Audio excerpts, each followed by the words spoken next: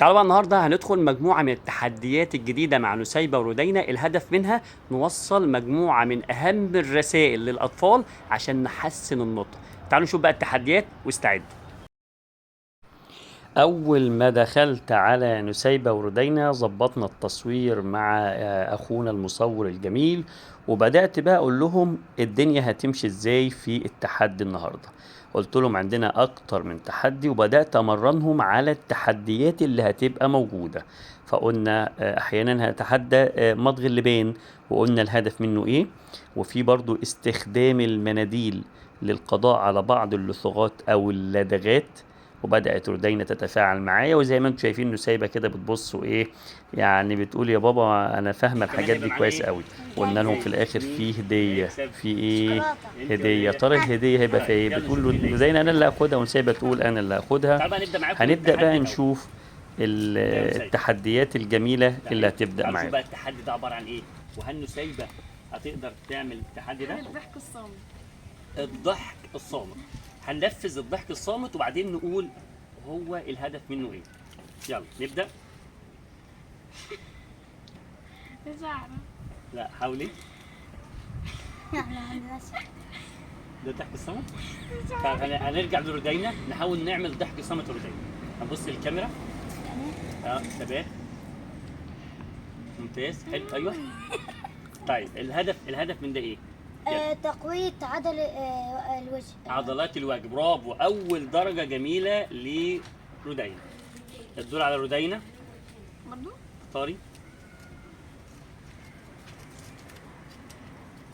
تحدي المصاصة. تحدي المصاصة. هركز على الكاميرا. بص على الكاميرا، بص على الكاميرا. خدي نفس. هنبدأ هنا. تمام. ثانية مش طايرة. داري. شمال، فوق، تحت. جميل. طيب الهدف من تمرين المصاصة ايه؟ تقوية عضلة اللسان. تقوية عضلة اللسان، ده مهم جدا نقوله او نعمله لاولادنا عشان نقوي عضلة اللسان. نسيبة. اتفضلي. بس دي كنا عملناها. واستخدمنا 2 مصروف. تحدي اللبان. تحدي اللبان. تعال نشوف بقى تمرين اللبان ده. اسهل حاجة. الهدف منه ايه؟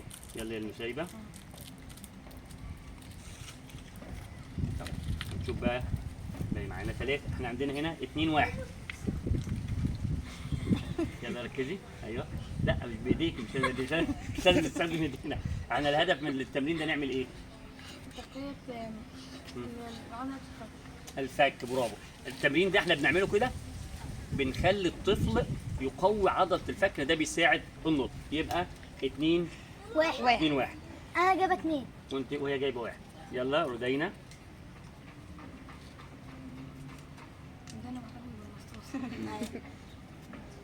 تحدي المناديل. تحدي المناديل. هنشوف بقى تحدي المناديل يا جماعة، وهنشوف الهدف من تحدي المناديل ايه. هنجيب منديل كده. ممتاز. ركزي على الكاميرا، بص على الكاميرا. كده. تمام.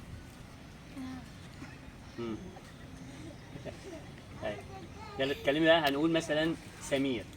لا. السين سمير. سمير. ممتاز. ده بيعالج ايه يا رودين؟ طلعي بقى المناديل. معلش. خليها تحت. لصغة السين الجانبية. يعني الاطفال اللي بيقولوا سميل شميل لا، فاحنا بنضغط على الفكين او بنحط مناديل عشان الهواء اللي طالع من الجانبين ما يطلعش الشين. ممتاز. يبقى 3 1. نسيبة.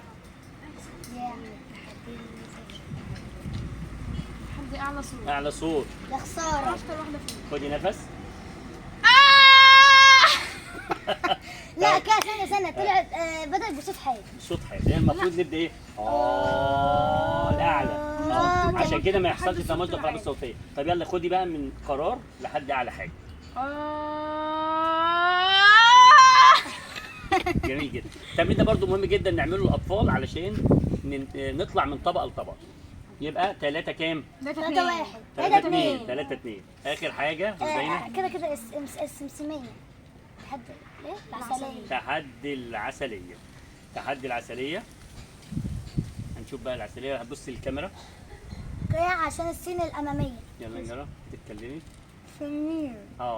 اللي عنده لثغة في اللي بينطق سين، زي مثلا سمسم يقول لك ايه؟ ثمثم. معايا؟ يقول لك ثمثم. فبنحاول ان احنا نجيب السمسمية، حطها هنا او قلم او ايد او اي حاجة. او كده نقول سمير. أي عشان عشان اللسان، نخلي اللسان ننزل لتحت. معانا كده 4 2. 2 كسبت رودينا. هنشوف بقى الجايزة بتاع رودينا، افتحيها كده. لا لا لا لا، شوكولاتة.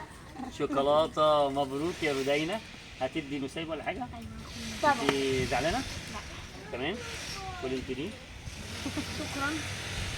تحدي جديد مع عيلة الوتيلي.